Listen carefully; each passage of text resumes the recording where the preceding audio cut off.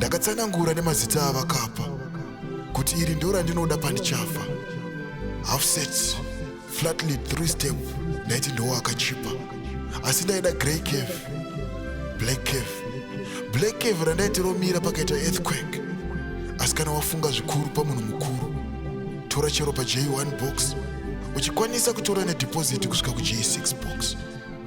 Tonde, kana wanga wakateerera, where is the stone? Tonde,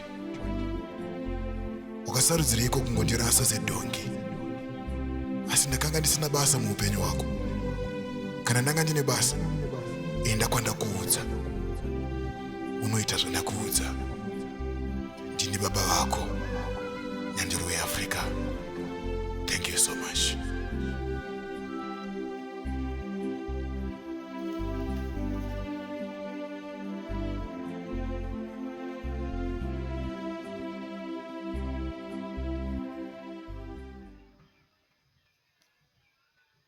Hello. Kubururu wazongonditiza. Usada rubururu ndakutoenda kurugare kuya kwandanjireva. Izvi nziya zvakakosha shamwari panobhaizika ndingadokanganisira vana vangu shamwari. Wachema mudhara shamwari rega ndibeni. Uchazvionavo kana zvava kwako.